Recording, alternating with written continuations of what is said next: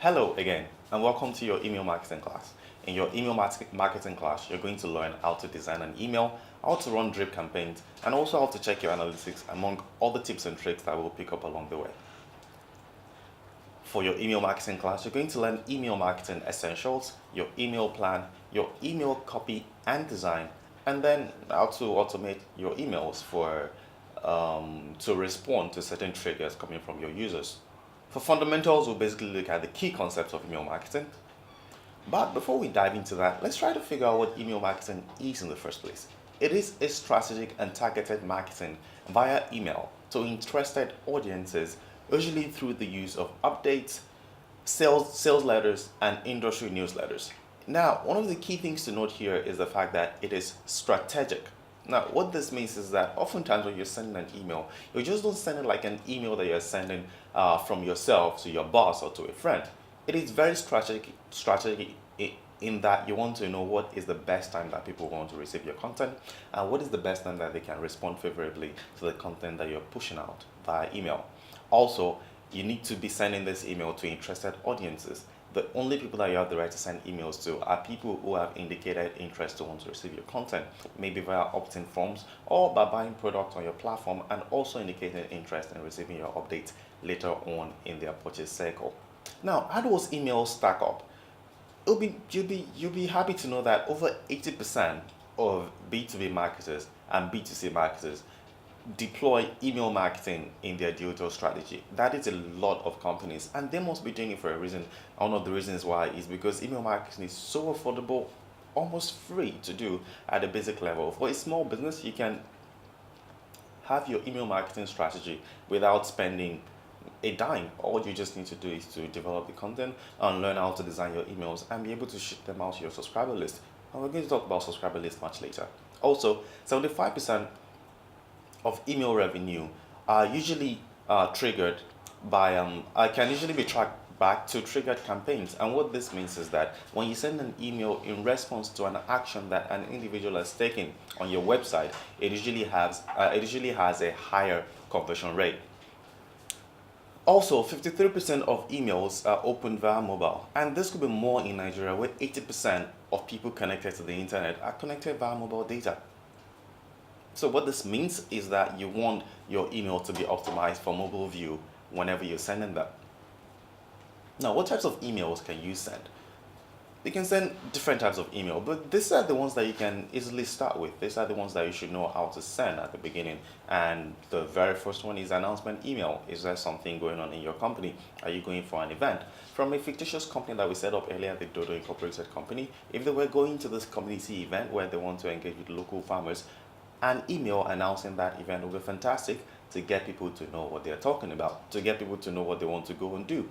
Another one is just newsletter, and usually these are just industry updates that the company is providing perspective on. What is going on in the farmers market and what is Dodo Incorporated perspective on that particular, on the series of events happening in the industry.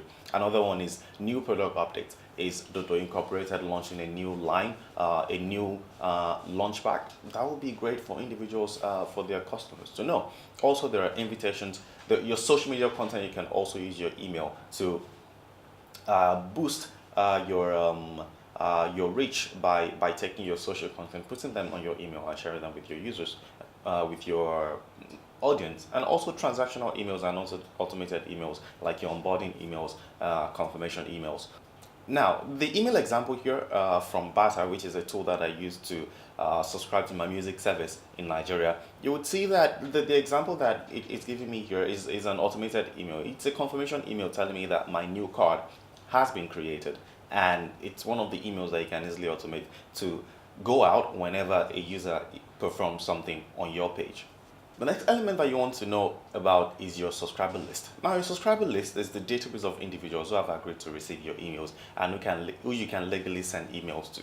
If someone has not agreed to want to receive your content, you do not have the right to send emails to them.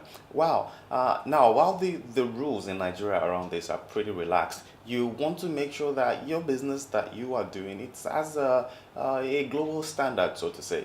Plus, as well, when you send emails that people have not requested, they would oftentimes have a bad feeling about your company, such that when they legally meet you, or when they meet you, when they get exposed to your other content on the internet, they could often nurse a bad feeling towards your brand that would make them feel like that would make them have an instinctive negative reaction to your brand message wherever they see it online. So you don't want to get into people's space, especially their email space, unless they have explicitly invited you to come into that space. The next thing we're looking at is your email plan. Now, your email plan is consisted of 5 key things. It's comprised of 5 key things: your segmentation, personalization, timing, engagement, and analytics. We're going to look at all this one after the other. Now, segmentation is when you take your subscriber list and then break it down into buckets of individuals with similar traits around them. And these are the different buckets that you can divide people into. It could be based on demographics. Are they male or female? It could be based on their job role or industry or company type, and oftentimes they would have filled this in at the point where you're collecting their information in the opt-in form. We'll talk about the opt-in form later on in the model. Also, it could be based on their purchase history. Now, if you connected your MailChimp or your email service provider into your to your e-commerce website, if that is the kind of website that you run, you can easily segment people based on the stage where they are in your purchase journey, or whatever action that is taken on your page in recent time. You could also use web traffic. What segments of the page, if you ran, say, a blog, you could look at what segment of the page some individuals are visiting most on your page, and then on your website, and then use that to send them emails. Also, it could be interest groups. What are the things that they're interested in most? Oftentimes, they can also signify this interest in the opt-in form, or you could run a short survey on your through your email, and based on the actions that people click in that email, you can begin to segment them into different interest groups. Also, you could use clicks, opens, and content formats that they're consuming in your email, and also changing engagement behavior.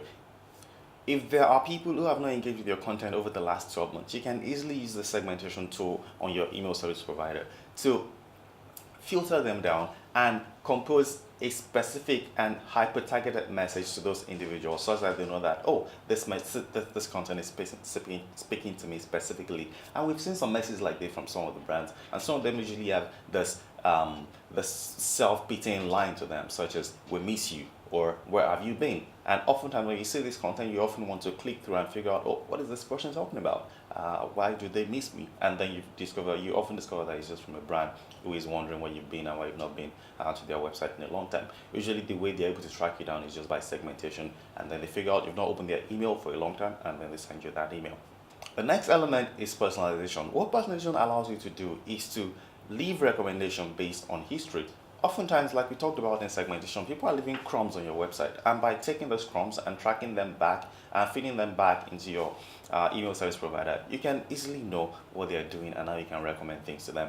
Also, you want to call out the customer by name, and this is one of the easiest things to do. Personalizing your email is one of the easiest things to do. You can customize your subject line, you can customize any part of your email, and we'll also be looking at it much later in the model and on how you can do that. This email from Allied, for instance, which is a local digital bank in Nigeria, has my name right there at the top, which is a brilliant example of personalization. Instead of just saying "Hi user" or "Dear user," it tells me "Hi Oluwagminga," which is my first name. You also want to look at your timing. Now, traditional data suggests that emails sent between Tuesday and Thursdays work best for B2B campaigns. But then this is oftentimes, now data from different sources often suggests that emails sent between Tuesdays and Thursdays work best for B2B campaigns. But oftentimes this works from a place of assumption, and as a company you want to know what works for you.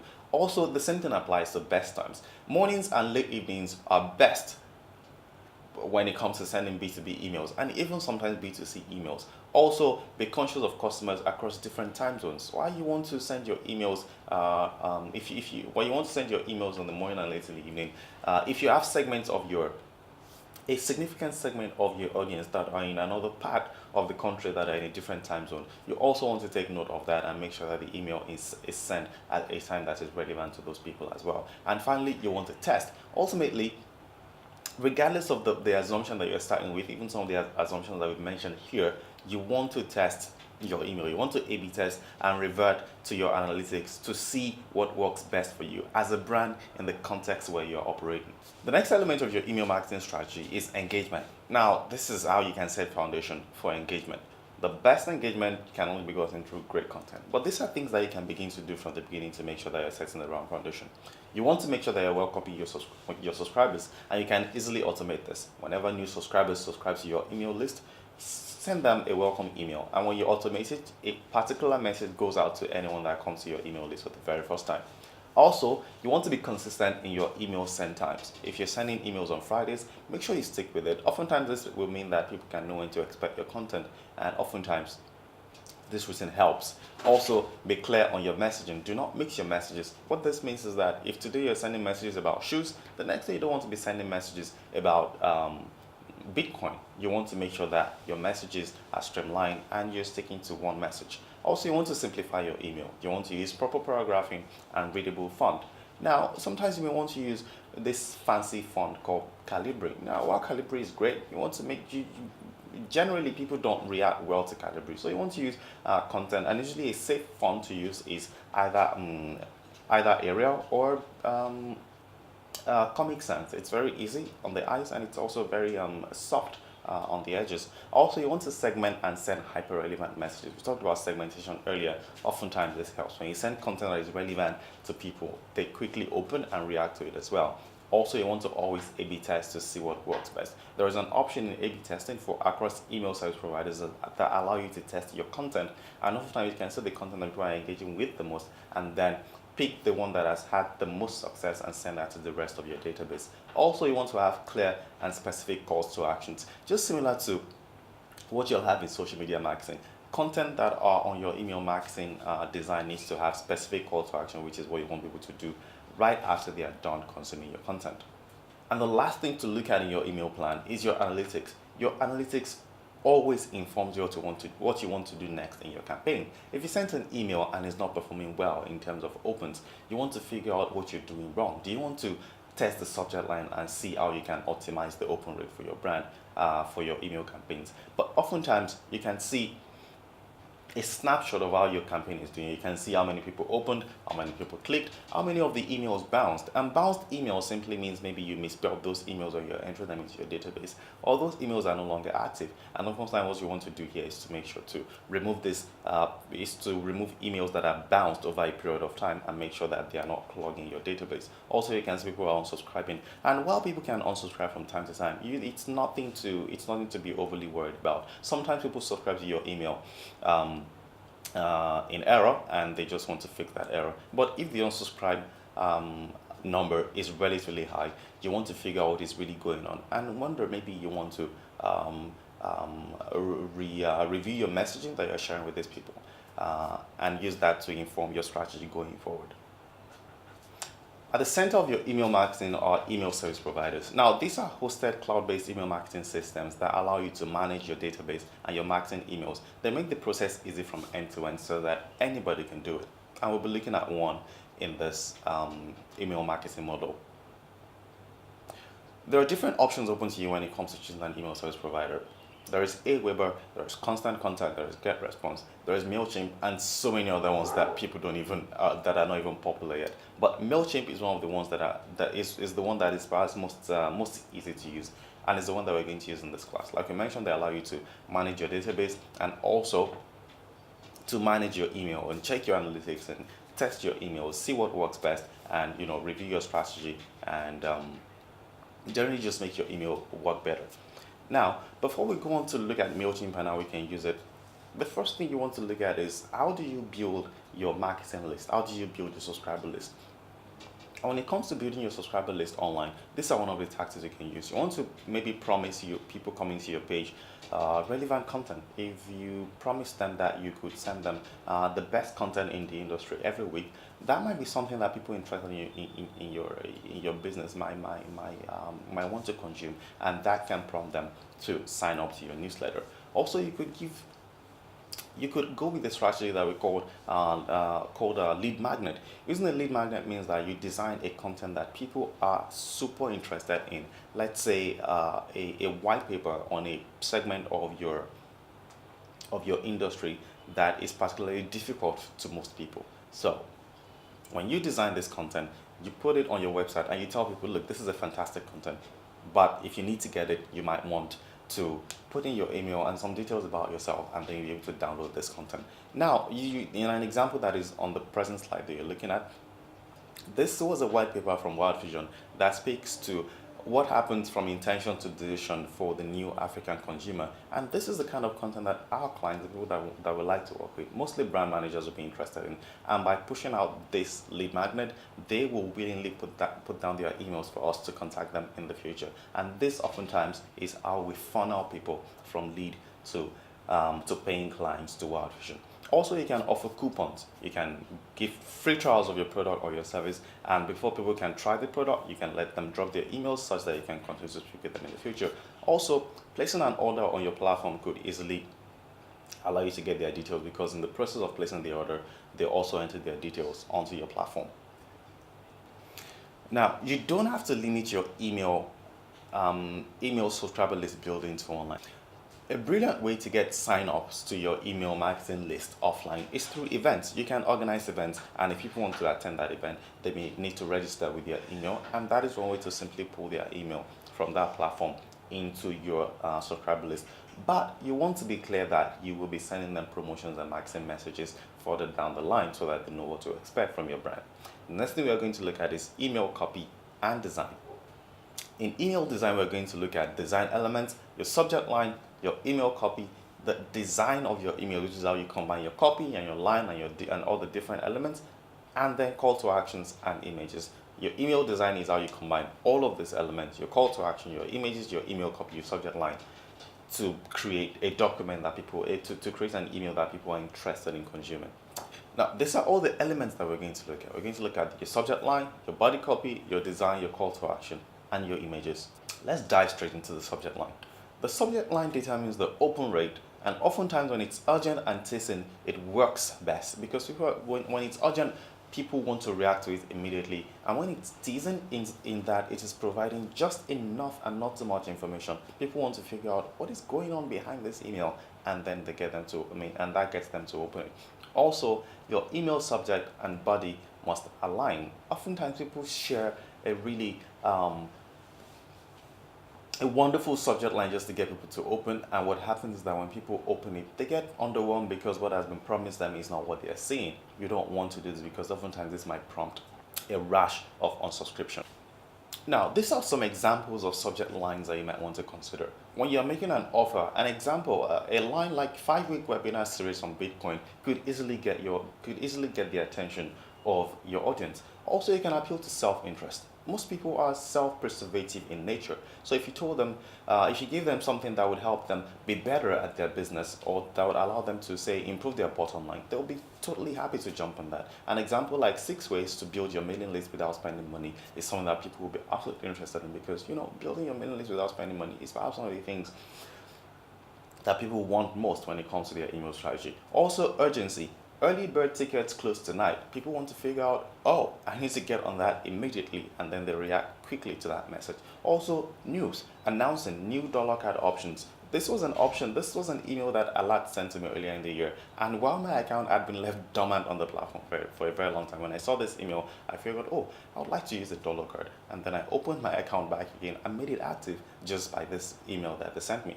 Now, your subject line are very important, and you might want to spend up to like 60% of your time just crafting the right subject line, because the best thing you want is for people to open your emails and not just to leave it in the backwaters of their inbox. Just key things to note also about your subject line is that when you personalize your subject line, they generate 26% more open rates than when you don't. And personalizing your subject line simply means that adding the name of the receiver in your subject line. And this is an example. I could say that today is the last day to sign up to our program. Or I could call the audience name. I could say, Benga, today is the last day to sign up to our program. Now, you can imagine that the second one will simply work better, because it's calling my name right there and it's gotten my attention. Also, when you segment your audience and send them hyper-relevant image, you can get better open rate by at least 14%. And it can also increase clicks by over 100%. And these are clicks on the actual emails. After people have opened your email, how do they engage with that email? And oftentimes what you want people to do is not just to open your email, but also to take the action that you want them to do. And by segmenting and making sure that the content is hyper relevant, you can achieve that. Also, and finally, this is a big one. When it comes to your subject line, you do not want to make any spelling error. More than 80% drop happens in your open rate when you have a spelling error on your subject line. So you want to be clear that there are no errors when you're writing and sending your subject line. Now, your email copy is the text that goes inside your email. Your subject line, think of it as your headline. Now, your body copy or your email copy is the rest of the text that goes in the email. And what you must do is to grab attention. In fact, whatever copy at all, not just your body copy, but also your subject copy, your subject line. It must grab attention. It must call the reader to attention, which is to tell them what they need to do next. It has to build anticipation. You don't want to give all the information away at once. You want to make sure that people understand the context in which you're sending them the email and can take an informed decision at the end of the email. Also, you want to target it to the right recipient, and you can often do this by segmenting and also making sure that you have the right list in the first place, right? Some people can buy lists from different platforms online, which is obviously bad, but the downside also is that you would have a list of people who are not interested in your content at all. They are not targeted, and this means that they will not be opening your emails, and even when they open, they will not take the action that you want them to take because the content is not relevant to them. Also, in your email copy, there are things that are legally required for you to have in the body of your email, and this will often come in the footer of your email. The required things are an unsubscribe link. You need to have an unsubscribe link at the bottom of your page. Otherwise, it may become a way of email hosting because there is no way for people to get out of your email list. One of the things that email regulations demand is that you must provide people a free and easy way to unsubscribe from your email list. Otherwise, you may be, if you are not operating in Nigeria, if you are operating in a country like, say, Canada or the UK, you may be prosecuted for this as a business. Also, you need to add your physical address. This is also required of you. Other things that you can add could be why they're receiving the email. Just a reminder so that people do not wonder, okay, how did this individual get my email and why am I receiving this email content at this time? Also, you can include your social media links to sort of cross-pollinate your audience from email to social media. Now, email design. One of the best ways to know what a good email is to get exposed to really good emails. And one of the best ways to also design good emails is to get exposed to really good emails. The more exposure you get to good emails, the better you're able to design good emails yourself. Because you simply become, allergic to bad email design. And if you look at the two examples that we have on the screen right now, we have the one to the left, which has Hannah's Monkey Wrenches on it, and then we have the one to the right, which is from one.org. You can begin to see immediately which one is a good design and which one is a bad design.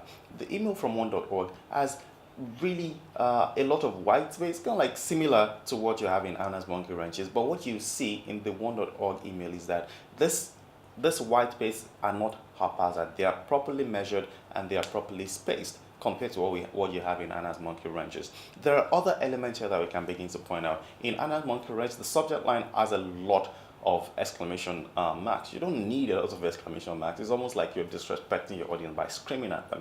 These are some of the signals that people get when they consume your content. So you could add one exclamation mark or no exclamation mark at all. Also, there is no personalization in this email. For the one.org email, you can see them calling me out by name. They're asking me, hi Benga. They're reaching out to me with the word hi Benga. I know that they know me and they're willing to connect with me. There are other elements here that just don't line up, but just by looking at it, this email, you can see which one is good and which one is bad, and what you want to be designing are good emails. Your call to actions are another important element of your email designs, and these are the buttons that allow people to just click and perform an action that you've already designed for them, and they could go from one end of the spectrum to another, and you can get creative with this if you want. Some of the simple ones are apply now, download now, sign up, book now, learn more, buy now. Or you can also use other examples like explore our website or browse our collection. You can do whatever when it comes to your call to action. The only thing you need to make sure of is that they are clear and they are easy to perform. When it comes to designing your content, you do not want to leave it bland. Now, you can easily use a text-only email, which is fine and it works so long it achieves your objectives. But you can even make your emails better by using by using images in your content. Now, this is an email design from Grammarly, which is one of the tools that I use a lot when I'm developing content. It allows me to pick out errors in my content and make sure that I look good when I present content to my clients. Now, Grammarly is fantastic and you can check it out.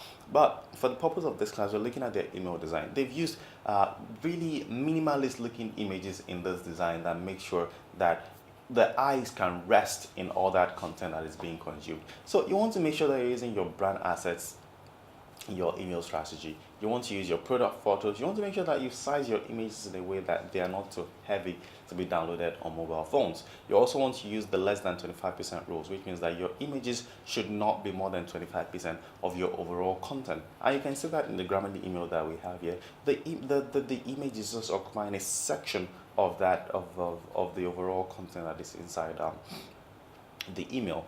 Also, you want to include what we call alt text, which is short for alternative text and title text. In MailChimp, there is an opportunity when you import a new image into MailChimp, it will tell you to add an alternative text and a title text. And this is the way this works. If someone were to open your email on a mobile phone and the image doesn't load immediately, they will see this alternative text and it will allow them to know what the image is about, and they can then decide if they want to open that email, if they want to open that image or not. And also for people who are using screen reader, like the blind people, like people who are blind or are visually impaired, the text and the alternative text will often allow them to understand the context of the email that they are reading without having to see it. Also, you do not want to trap your messages. What this means is that when images don't load, they can take out a chunk of meaning from that email, especially when that image is trapping a key message in your email. Imagine in this Grammarly content, if one masterpiece is an image and on loading this email, that part of the email does not load. I would have missed a lot about what this email is about. So you want to make sure that your most important message are actually typed out in text and that they are not part of an image that may refuse to load when someone is opening the email on mobile, which, as we said, is where a lot of people now open their emails. After you've sent your email, you want to look at your analytics, and these are the key engagement metrics that you want to be concerned about. The good ones are opens. If more people are opening your emails, that is a good thing. If more people are clicking, that is a good thing. If more people are converting, which means if more people are clicking on your big call to action and going to your page and actually performing an action that you've designed for them to perform, that is also a good thing. That is also a good thing. If your email trend is on a positive and an upward outlook, that means the graph on your email is generally going upwards, then that is a good thing. The things that are not great are opt-outs. If more people are opting out of your email, definitely not good. If there are people unsubscribing from your emails, definitely not good. If there are lots of bounces on your emails, that is also not great. And if a lot of people are adding you to spam, definitely not good. This means you should probably just stop sending emails to a particular list, to stop sending emails to the particular list that you're using at that point in time so that your domain name does not get blacklisted. Or because what happens is that if enough people send you into their spam, whatever email that you send out will just automatically go into spam. You don't want that to happen to your business. So if you notice that many people are sending you to spam, just stop sending emails to that particular list and make sure, and maybe try to build a whole new list from the scratch. Now that we've looked at the different elements of your email design, this is where the tire meets the road. We're going to try to design an email using MailChimp. We are going to add text, we are going to have our subject line, we are going to design it, we're going to make sure that all our elements work, and then finally we are going to send the email, and we're going to walk through this from one end to the other. When you're first creative in MailChimp, your first campaign in MailChimp, you're going to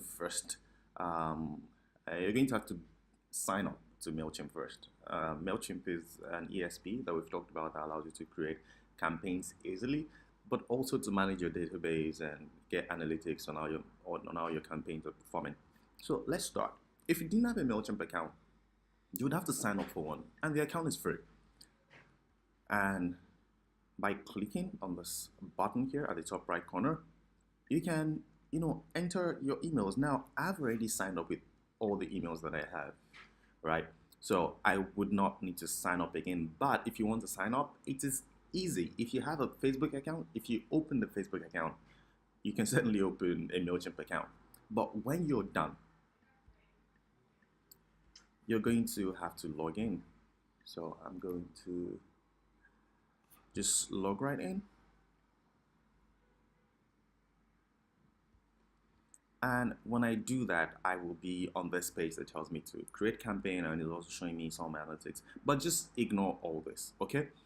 When you sign in, you're going to see a page similar to this, but you probably won't see, when you're creating your account for the first time, you're going to see a page similar to this, but you probably won't see the analytics and how much campaigns that you've sent out previously and the audience changes that you've had, because you don't have any audience, you're just starting out.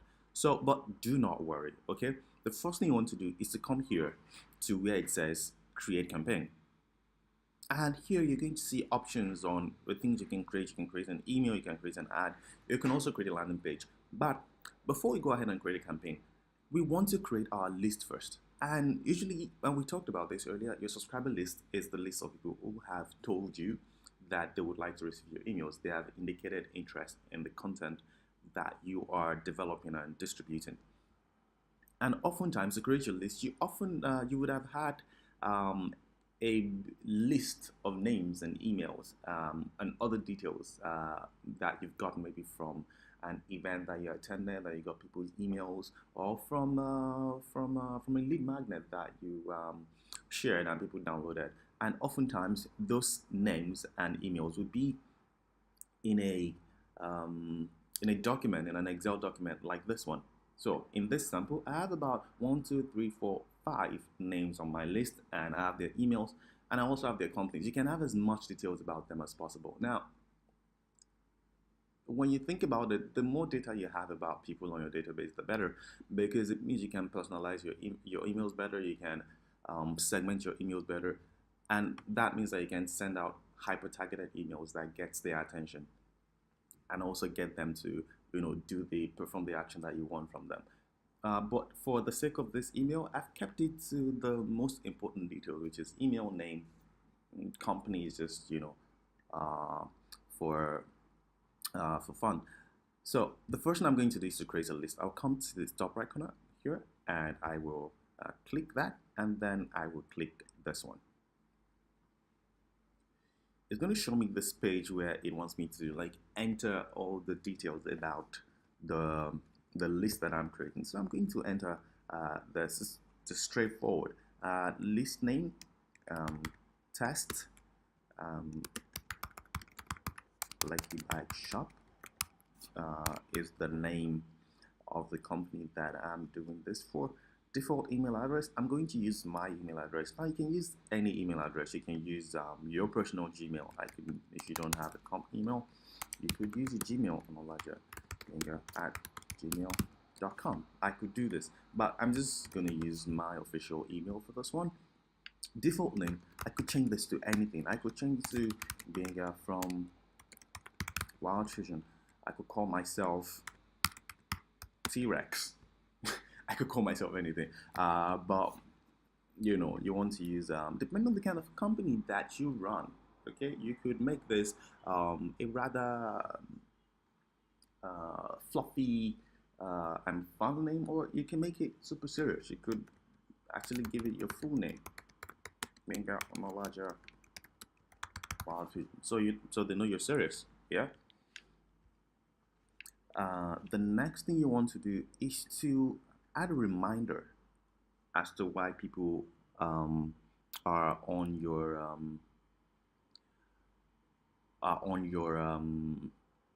list.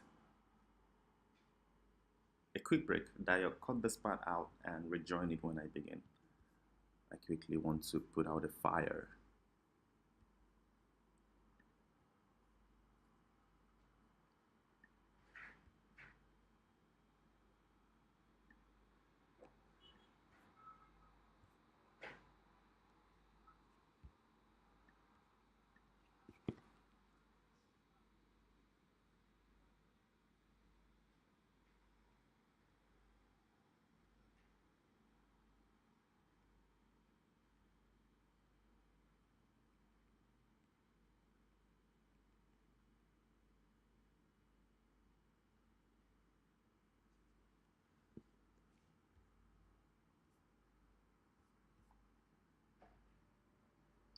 Okay, I'm back now. This is where you rejoin dial. Thanks. What you want to do is to add a reminder as to why people are receiving your email in the first place. Now, this is not just compulsory. It actually helps people to know that you're not a spam. And oftentimes when they see what your reminder message is, they would know not to delete you, and they would often know where you got their email from and how you got their email. So you could type something as simple as, you are receiving this email because you attended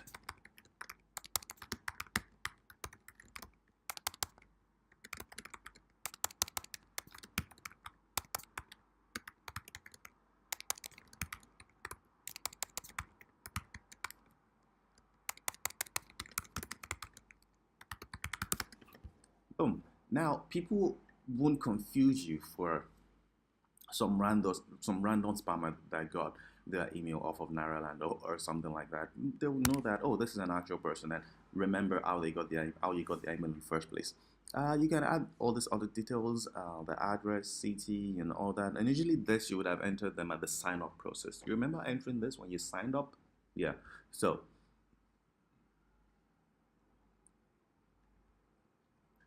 just ignore all this, and just save the list. Now you've created a document that is going to house your list. What you want to do now is to move actual contact details into this email, and that's what we're going to do. I will come right here, just look at my names again. This is what I want to copy into that list. So I will come here and click to import contacts.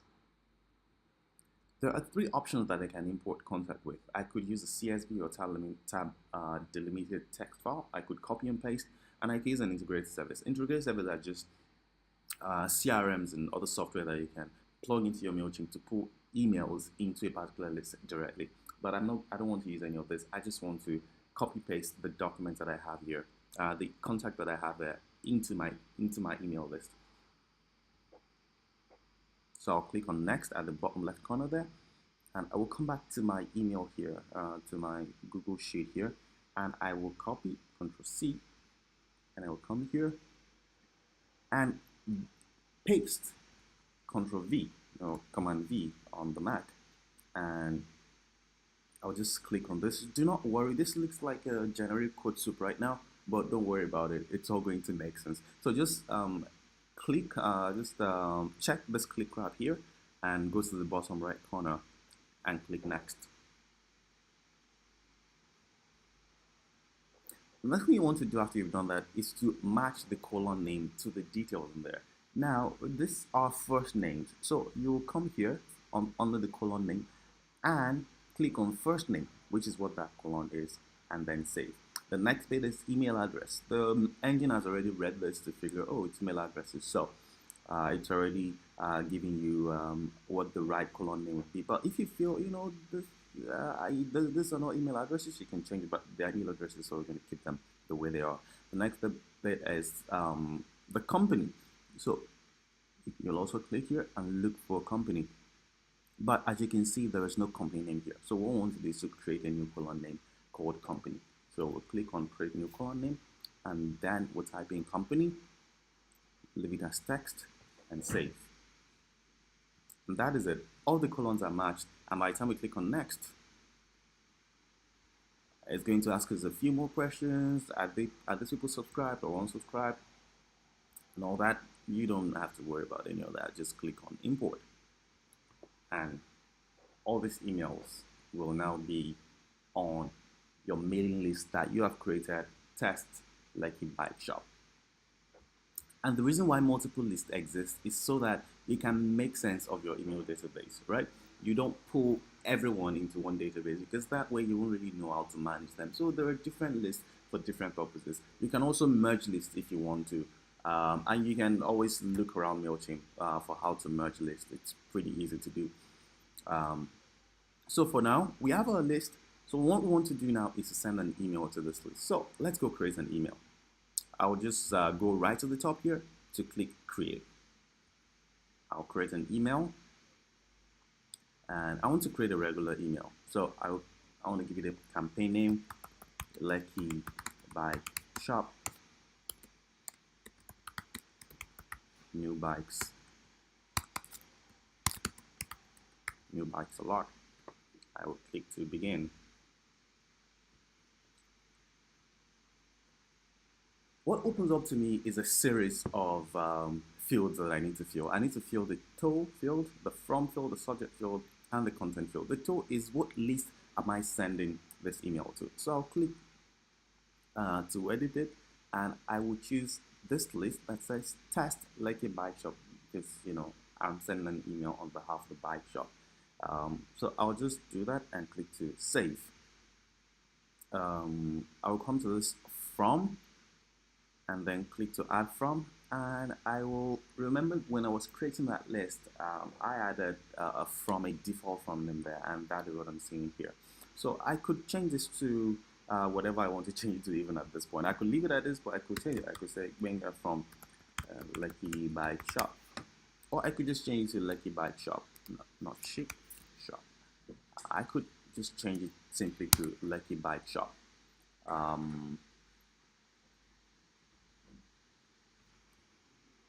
But that is what I'm going to use, Lucky Bike Shop, and I will save. The next thing is my subject line. Now, usually when I'm designing emails, I like to add my subject line later, but for the purpose of this class and for chronology's sake, I'm just going to add the subject line now. Remember, the purpose of the campaign is to announce new bikes that we just purchased, that we just added to our inventory at Lucky Bike Shop. So I'm going to add the subject line that says something like that. So I will use, we have some new rides getting here. Also, I like to use emojis sometimes. It's bike, so let's make it easy. So I'm just gonna add emoji here. This is a MacBook. To add emoji on a MacBook, you just need to have your Control Command Spacebar, and that will bring up the emoji bar. Control Command Spacebar will bring out the emoji bar. Just something fun to know. And I will have a preview text. The preview text is what shows before the receiver opens the email. So I'll just add something like this, like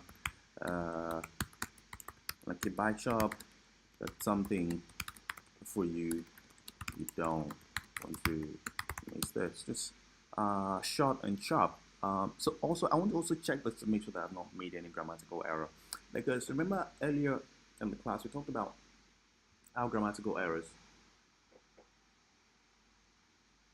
Oh, fuck.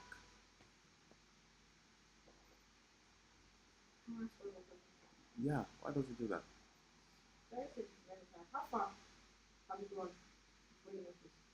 I don't even know. Wait, so you've not looked at it since you started? Sometimes it stops at like 12 or 13 minutes. How many minutes have you ever made? I swear, I don't know. But I'm also recording audio from my computer, so maybe it will work. Is it good enough? Yeah, it's quite alright. So I can't go over this shit again. I want to choose one. I would put a message on my door. Okay, let me just, I'm about to finish with this one, like in another 5 minutes I'll be done with this one, with this particular practical. Did I spend 20 minutes already? Yeah. Oh no. Yeah, I've done this thing before. I know how long it will take me to finish. Just 5 minutes and I'll be done with it. I'll just click to record here again, and hoping that. No, it won't. It won't. It won't.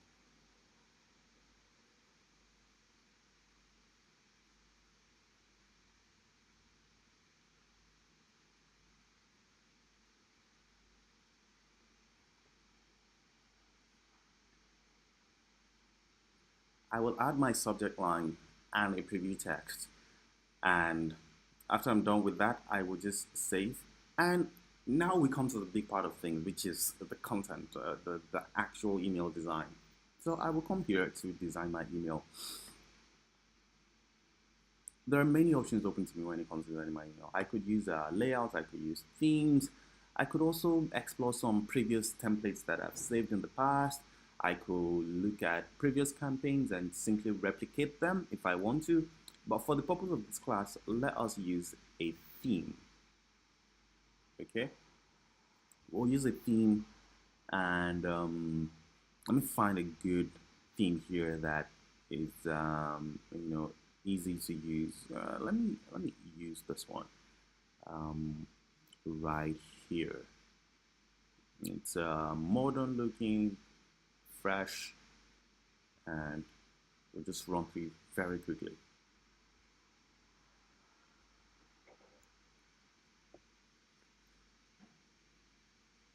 So while this is loading, one of the websites that I like to use to get my free images from is called Unsplash.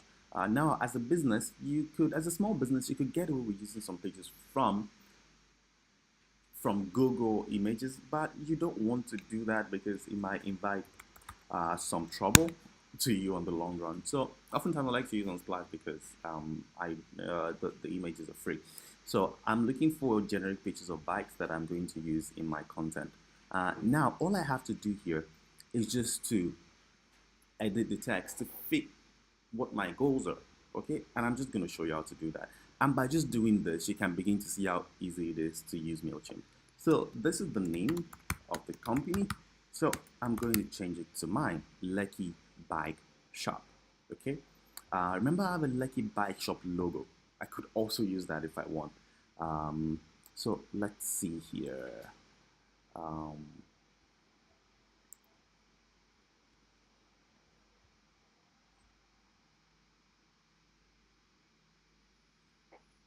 So I want to insert my logo. There is a Lucky Bike Shop logo that I had created earlier. So I'm just gonna come here uh, to my downloads and find my bike shop logo. Ah, there you are. There you are. This was the logo that I created earlier. So I'm just gonna take this, drag, and drop it here. This is the asset management side of the app of MailChimp app. So this is too big. This is too big. I want it to be smaller because it's a logo. So I'm going to edit it. I'll click on edit button here. I'll click on edit.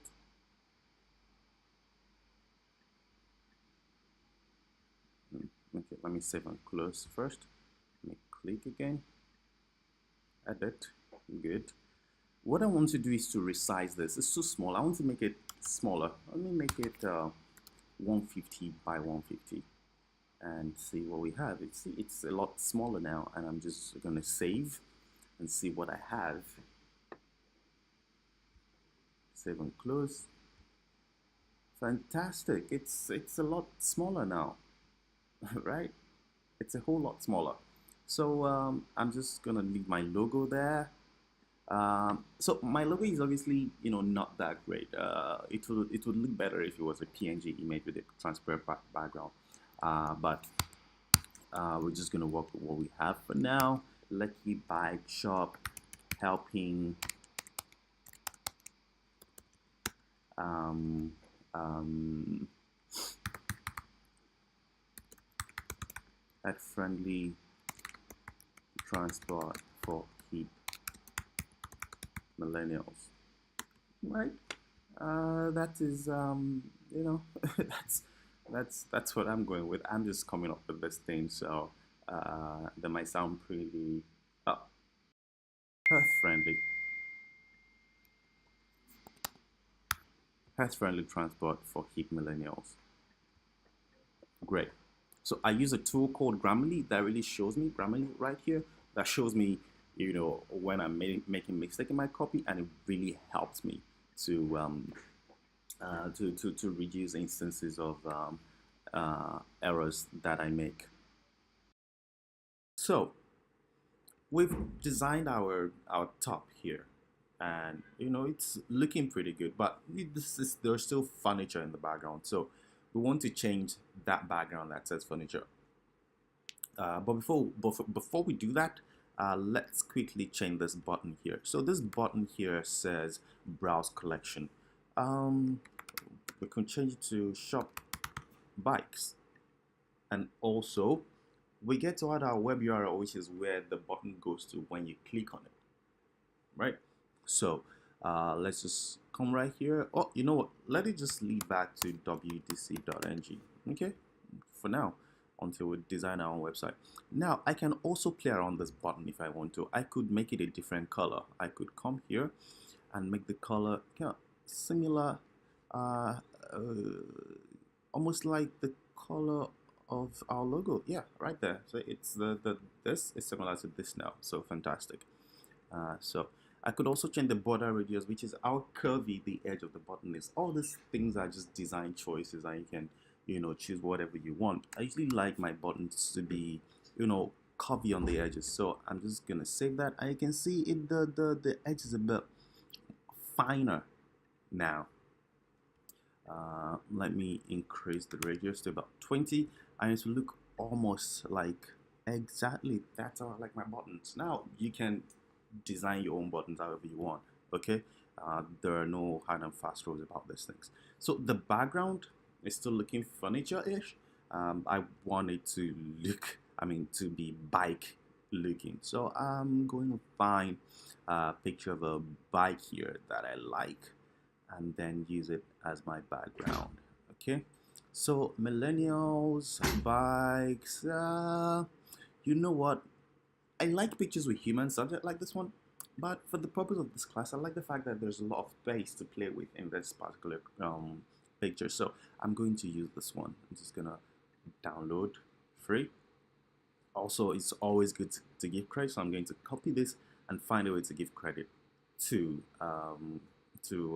Alessandra Carretto here from Unsplash. I'm just gonna copy this and come back to the campaign builder. So how do I change this background here? It looks rather hard to do, okay? But no, not really. I'm going to come to design, and this background is usually header.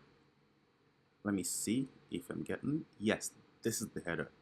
So I'm going to replace with the new image that I just downloaded, this one right here. So I'm going to drag and drop it into this asset manager.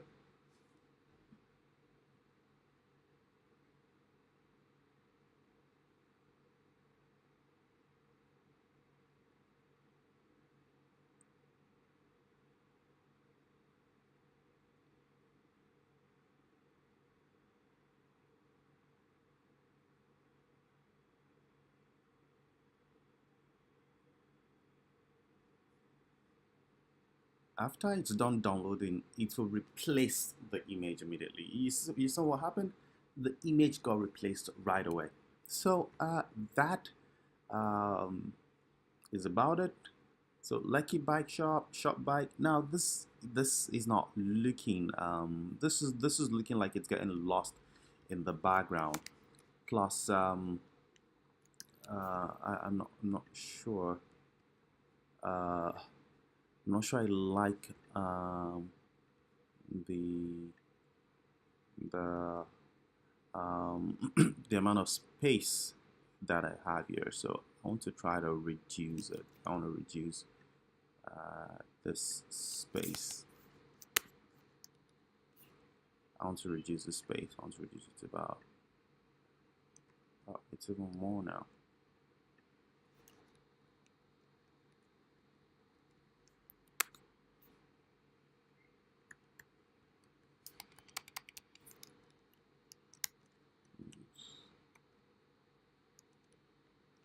Okay, I think it's yeah, it looks better. So next thing I want to change this color, okay, to so it's easier to see. I'll highlight everything and then just find a a color that is more visible. Let's see, no, and that's not working. It's not working. Okay, this This looks all right. Let me see again. We can get a better.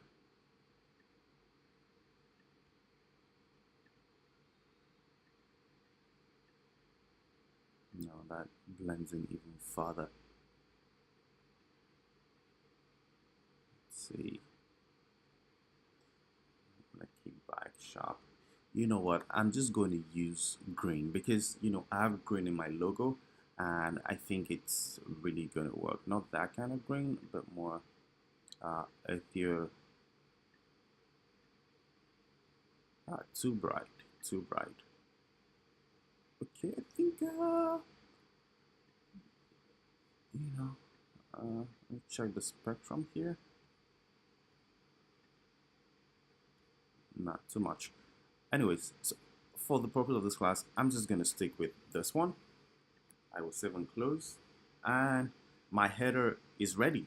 Lucky Bike Shop, a friendly transport for hip millennials.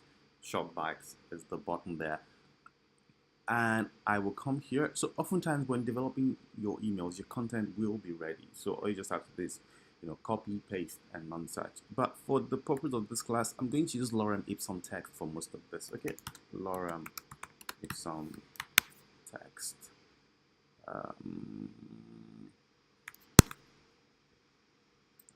Find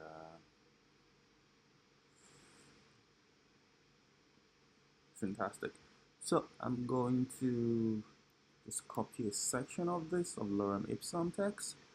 Lorem ipsum text is just placeholder text that people use when designing things. So I will paste this here like this, and I've changed that content to mine. Now I could change this to something else. Road with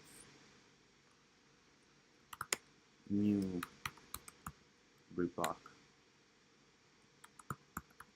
trackers. I use a Reebok tracker, by the way, and I love that mountain bike.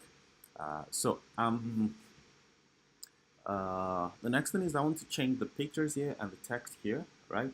So that there will be pictures of bikes and not furniture. So I will come right here to Unsplash and see, pictures that I can download, pictures of bicycles in my shop. So we could, let's see, you know what, let's download this one.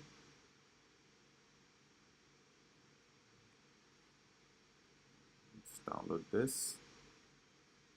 Is it downloading? Let me try it again.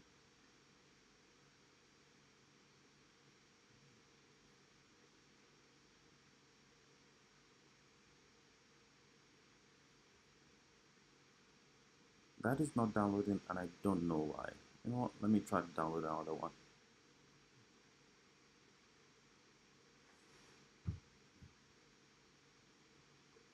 I don't know why it's not downloading. Let me check my Finder. Maybe it's downloading, not just showing. Oh, it is downloading, but it's not just showing progress on Chrome. So I'm going to leave as is. I'm going to go down another one. Oh, fantastic. They're showing now. So let me find, I need 3 pictures. Let me download this as well. And finally,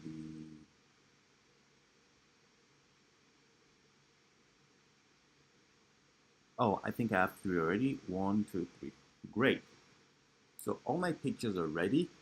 Well, they are downloading, not ready yet. But while all those are downloading, let me change the background, the copy of the text. So I could change the copy to the different names of this bicycle. So I'm gonna use the first one, road bike extra. It's selling for 178. Say 100,000. I can change whatever I want. And this here is an hyperlinked text. This is an hyperlinked text. So what I want to do is to retain the hyperlink. I could actually decide not to retain it. I could just change my. I want that when you click on this, they go to the place where this bike is. So I want to call it Seymour. Uh, I want to just retain this arrow here. I really like that arrow. I'm going to highlight it and I want to link it back to the website that I want. So to do this, I can either click on this to link, or I can also click Command K on Mac and Control K on Windows, and it will do the same. So wdc.ng.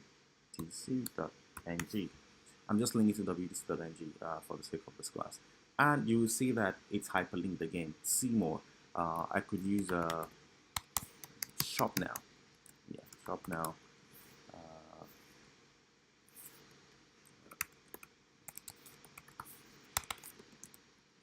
Shop now. Let me just shop now. Fantastic. So when you click on that, you get to the page where the bike is. So all these bicycles are ready. So I want to take them into. I want to import them, but I'll do that later. Let me just, for now, change all this text at the bottom. The next text is, I'm going to call this Reebok 100. Selling for, it's an expensive bike, to 59,000. I want to use the same thing I used here, so I'm just gonna come here, Ctrl C, copy, and come here, Ctrl V, paste. And remember, I want to change the hyperlink on that. I'll click on link here, I'm coming to wdc.ng, and that's it for that. I will leave and come to the next one. Next one could be my jar unlimited bike. So this is even more expensive, starting at 300,000. Okay. Bikes are pretty expensive. I didn't know that until I tried to get mine.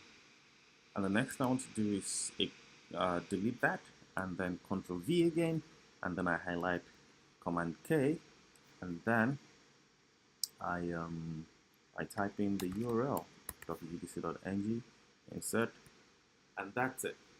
Done. The next thing I want to do now is to change the images. I'll come here, I'll click on replace, and I will upload the image that I want to replace that existing one with. It's uploading, and when it's done uploading, it updates itself immediately. See, now if you bring your eye to this message here that is in yellow box, you see that it's saying that the image is too big, and truly it is big. This is 496 by 3508. That is huge. So let us fix it. Let's fix it. Just click on this, and it's going to prompt you to resize this image. And this is also good because it allows us to have a consistent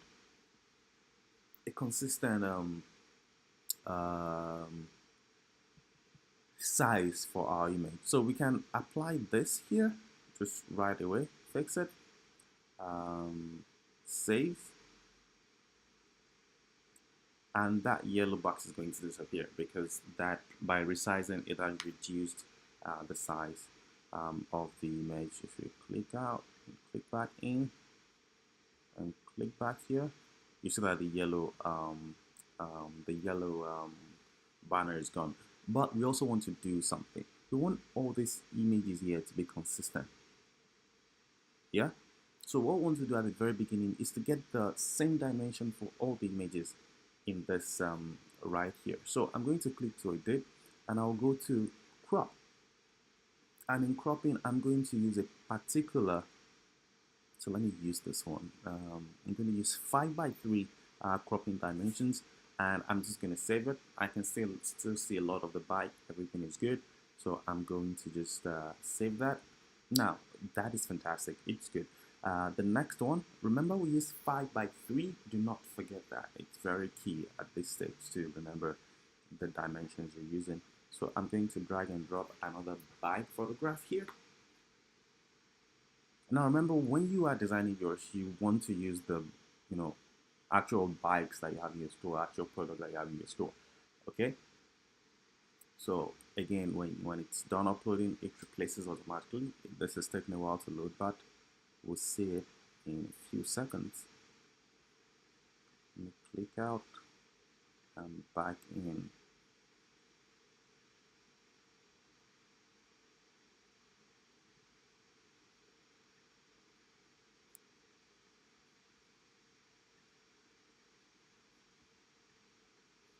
Okay, just insert right here. Yeah, that is it. Reebok Unlimited.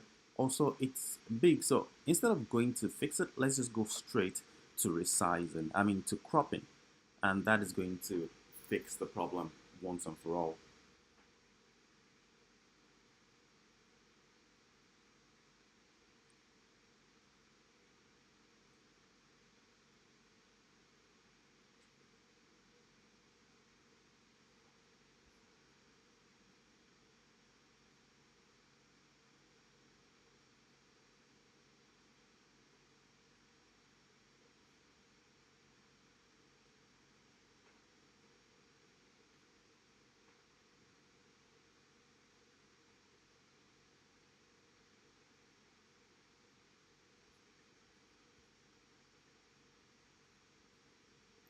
This is going to fix it once and for all.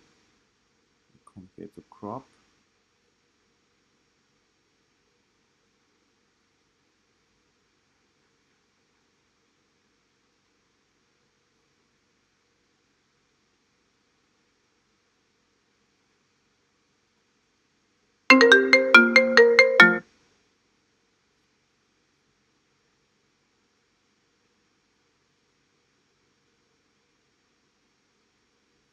So when I click to crop, I'm going to use this same format here, 5 by 3.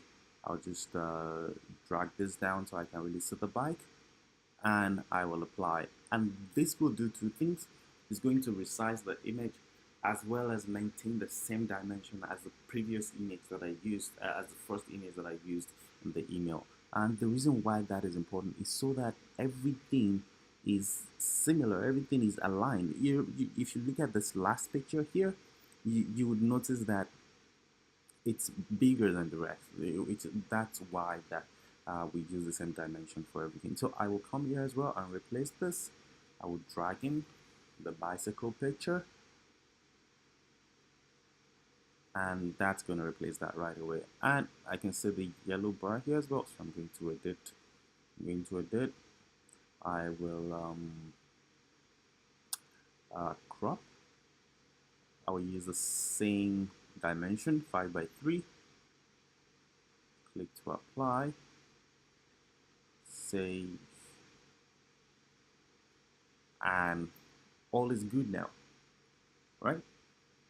I'm done, so I'm gonna save. The next element I'm seeing here is the footer, the lower columns. Yeah, these are the lower columns, and I could come here and change things as well. So this is like latest from the blog. I can, articles from the blog, change the title, do something great for the earth, and ride to work. I could just copy Lorem Ipsum text here because I really do not want to be doing copy right now. So I'll just copy a section of this Lorem Ipsum text. Yeah, let's stop right here. And come back, delete, paste. And let me just delete a section of this. It's a little too much. Delete a section of this.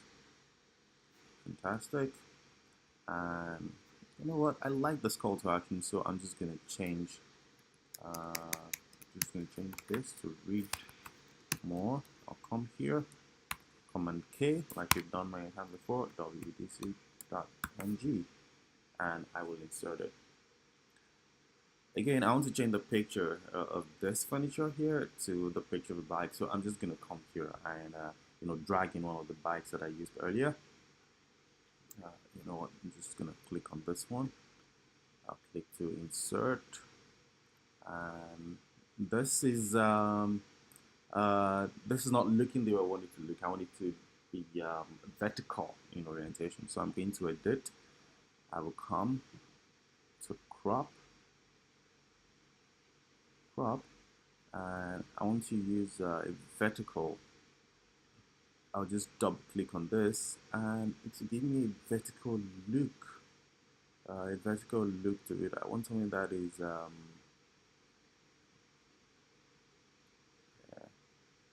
fantastic. So I'm gonna apply, save, and that should fix that. Everything should look just as it was in the exactly fantastic, right? So that part is done as well. So I could come here and also change the text here. We love when we are doing good for the earth. Follow us across social media to see other things you can do to make the earth greener and more sustainable, right? So I'm done there. So this this right here is like if you had an home page and you want people to have access to this to the menus on your home page, you can have this. But for the purpose of this class, I really don't need it, so I could delete it if I want, and that's it right there. And I've deleted that. So this email has been customized to fit my needs. Okay. And if you're looking and wondering, wait, what if I want something that is not already here?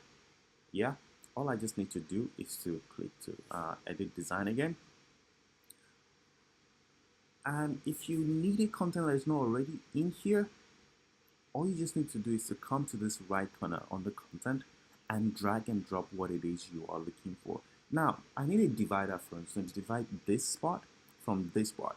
So I could come here to divider and just click, drag, and drop the box here.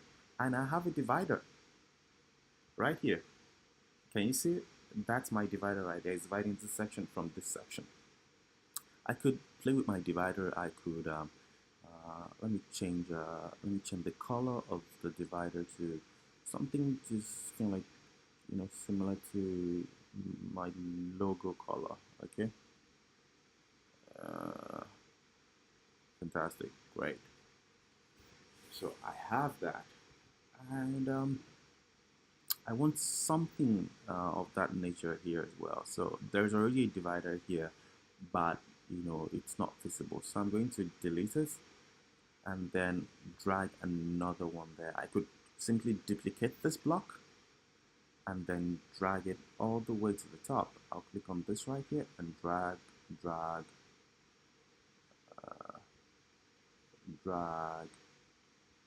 till I get to where I want it to be, and I drop it, and that is it. Our email is ready.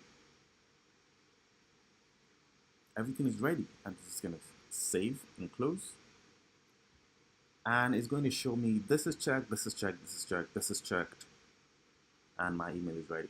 Now that you've learned how to design your email, another element of email that can allow you to double your impact and make sure that you're not spending all your days actually sending emails is automated emails and drip emails. And what these are, we're going to explain in a bit. In this section, we're going to look at marketing automation and marketing automation process. Now, marketing automation refers to creating a reactive message to respond to user actions or delivering repetitive messages such as emails and social media updates. In the email context, it could happen such that you can program that whenever a particular action is performed on your web page or to a previous campaign that you've sent previously, a particular email should go out. You could code it such that an email goes out on people's birthdays so that you can celebrate your users and on the most important days in their life. You can code it however way you want, and this is what the process is like. It starts with an action, which is what did a particular contact do, and then there is a decision, which is what do you want to send to them or where do you want them to go next. If it's a purchase circle, when they download a particular ebook, for instance, do you want to recommend something else to them, which is a part of your website that leads them further down in their buyer journey? So you want to check, you want to decide where you want them to go, and then make sure that it's part of your next email going out to them. And finally, timing. When should the response function happen? Which means after they've taken a particular action, and after you've decided where you want them to go, when should you send them this email that tells them, hey, you've taken this action, this is the next thing for you to do? You need to figure out what these three things are and then actually automate your email. And that is what we're going to do. Right now, we're going to try to build an educative drip email that welcomes people to your mailing list and then walks them through different steps that they will take to finally get to a point where they would have to buy your content. We are going to create a drip email that has 3 emails in it, and these 3 emails go out one after the other based on the actions that people take in the last email.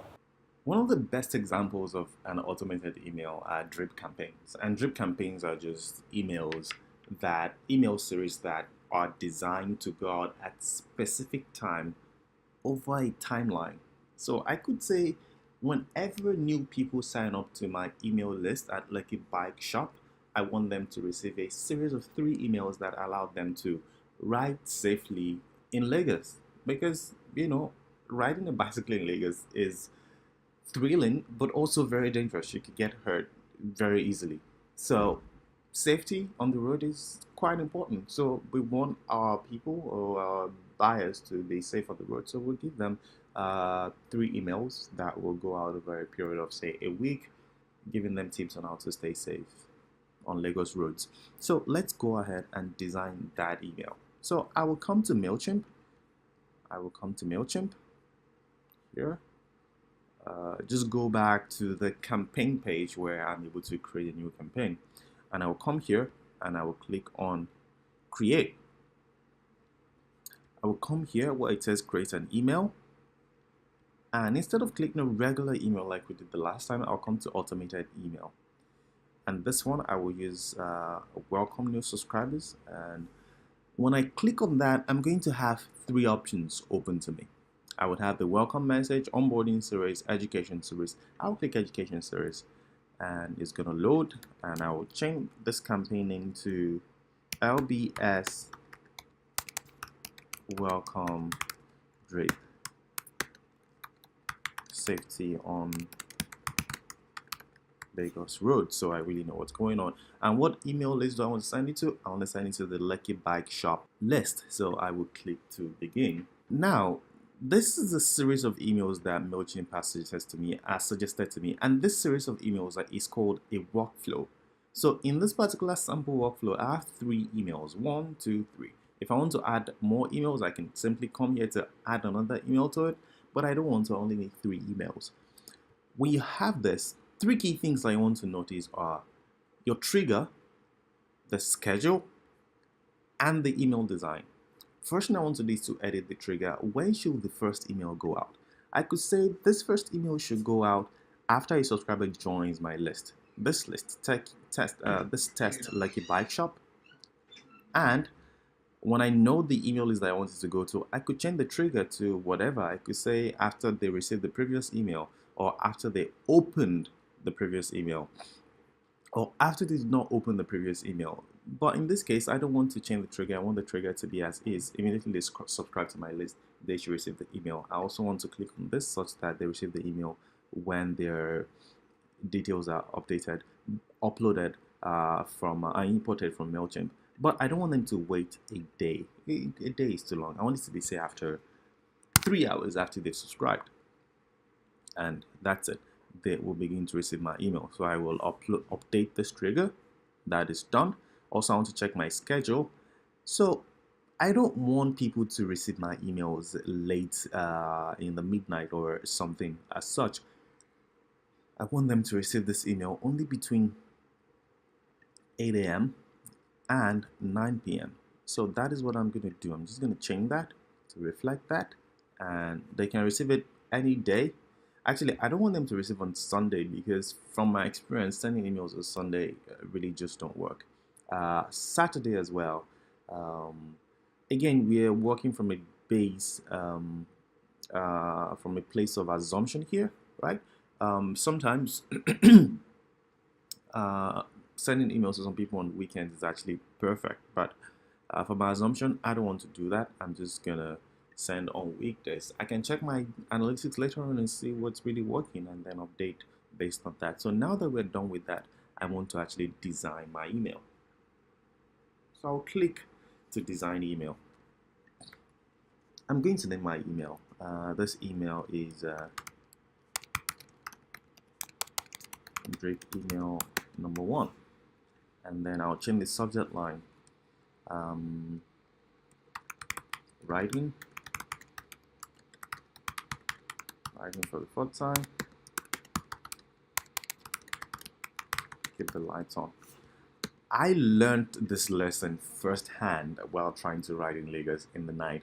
When I got my bike, I thought, having just reflective lighting in the front and at the back is really going to help. But no, I find that people were just jumping into my front and they really do not know that I'm there until I'm too close to them. That's because there's really nothing for them to see because, they're humans. If it was cars would see me because their light will bounce off the reflective installation on my bike, but they're just humans and they're not seeing anything. So oftentimes I've had to pause in an emergency because I didn't have the lights on. So this is actually pretty useful if you're riding in the night in Lagos. You want to keep your lights on. 2 lights in your front, 1 at the back, and you're pretty sorted. So that's one of the very first tips. And if it was Lucky Bike Shop, that's one of the first things that I would write about to keep yourself safe in Lagos. So preview text, I'm just going to say, if you're riding at night,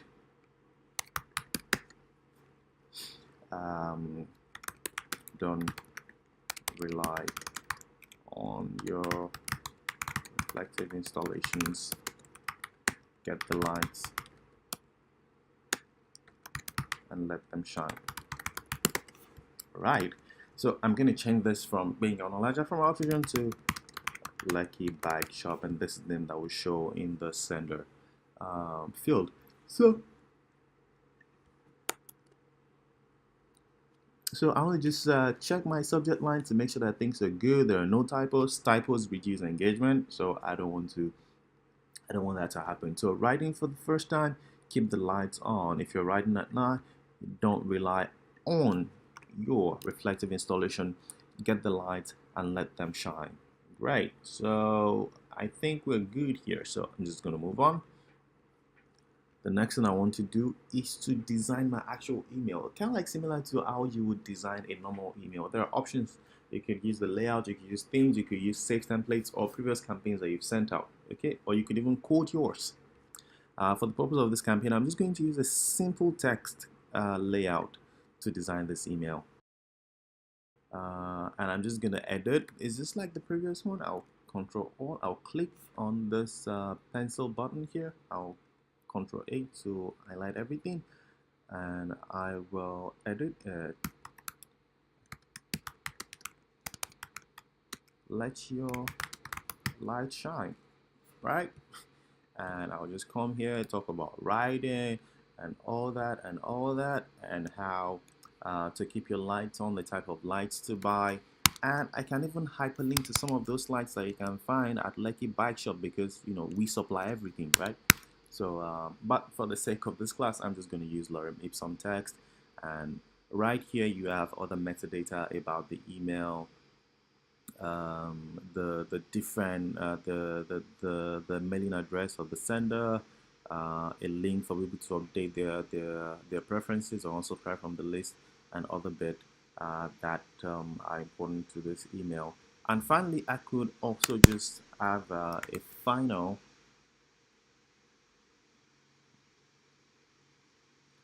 So I'll just copy in the lorem ipsum text, and I could add some of the things that I also need to make the email more personal. I could just come here and just put hello.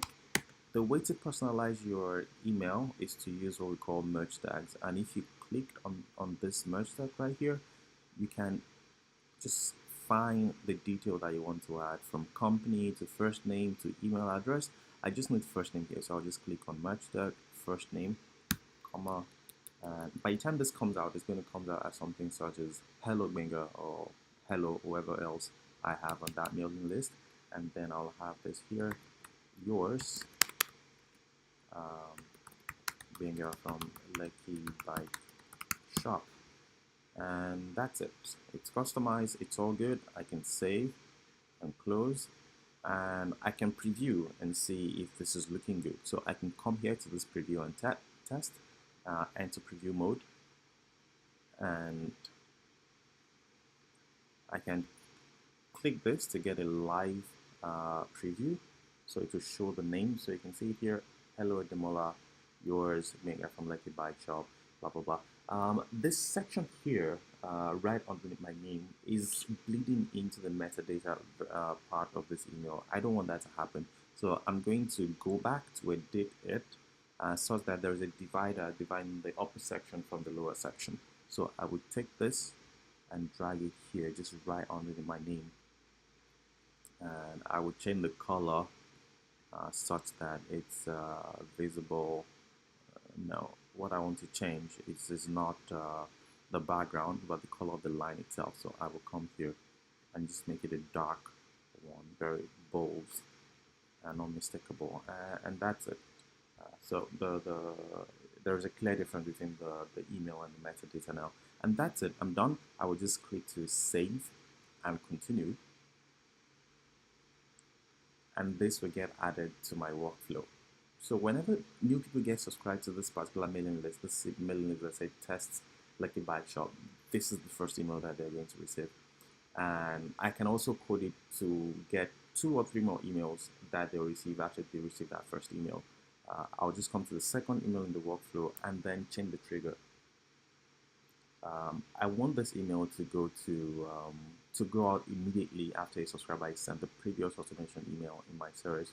So I could change the trigger to the fact that they should only get this email if they open the previous email, right? So I'm going to do this.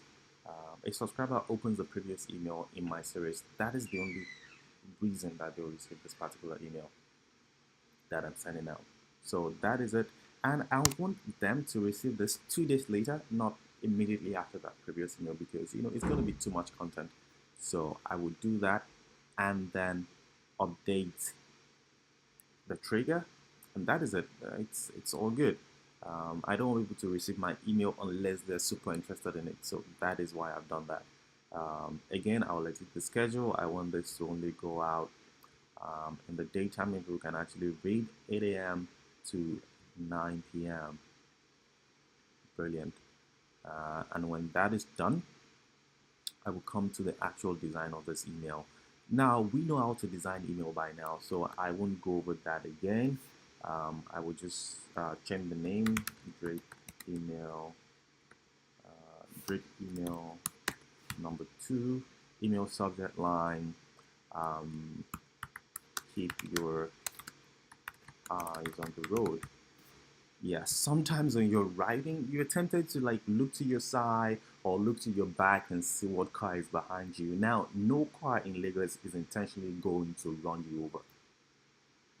That is just the truth. No one really wants to kill someone else. So I think the next tip I would like to talk about is the fact that, just keep your eyes on the road. Ahead, don't look to the side, because what you're looking at is where you're headed. If you're looking to your side, instinctively your hand will start going to the side when you're riding. So keep your head high above you in your front, and you're good. There's really not too much to worry about when it comes to riding. But when you start losing focus, that's when you have a problem. So preview text, keep your eyes up, and you're good. Okay, just um, just adding that text there. Lucky bike shop. Everything else is good. Save, save. Next. So for this campaign, I could design another email campaign, but I'm just going to use one that I've used before, one from a previous campaign. Remember that email that we sent earlier? So I'm just going to use one from a previous campaign, like this one. I'll just click on it, and I'm just going to double click, and it will open it up. It says that I can edit it if I want to.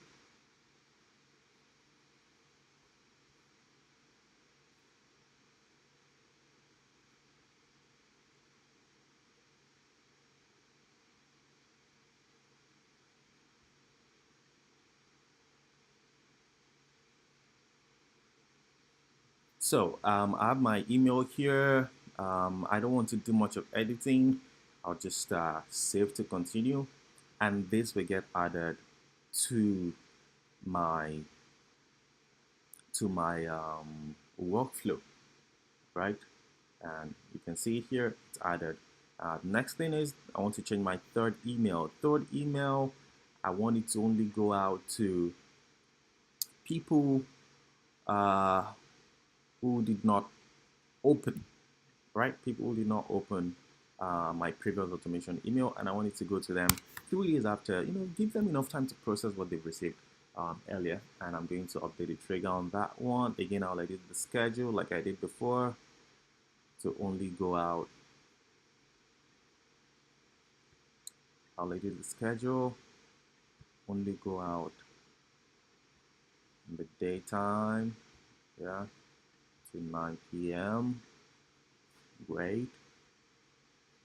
And I will design the content. So great email number 3. What else? Just keep the helmets. Keep the helmet on. Well, you don't have any reason to really remove your helmet, but just for the sake of the class, keep your helmet on. It's safe to keep your helmets on. Okay. Preview text is done. Just a random copywriting there. Really do not focus on the copywriting. We're just learning to design the email here. Again, we're going to use the previous campaign that we used before. We just double click on this, and we'll go into the email builder. Again, if you want to make edits here, we can, but we don't. But in your own case, you want to make sure that the content is relevant and it's building up to something. Yeah. So I will just save and continue, and when I do this, it adds it to my workflow. And when this is done, you'll see it right here. That section of the email has been added, and for this particular purpose, my workflow is complete. And when it's done, I can review everything if I want to, but I know that my workflow is solid, so I'm just going to click on next. And that is how to design your drip email campaign. Oftentimes, this can allow you to keep communicating with your users despite the fact that you may not even be at your computer or even be in the country for that matter. Email marketing, there are so many things that you can do with it, and by diving deeper into your selected email service provider, in our case, we've selected MailChimp, but you can use any other platform that you think you're more comfortable with. But by diving more and deeper into your email service provider, you can see more features that you can begin to leverage. But that is it for email marketing now, and then enjoy the other modules in the course.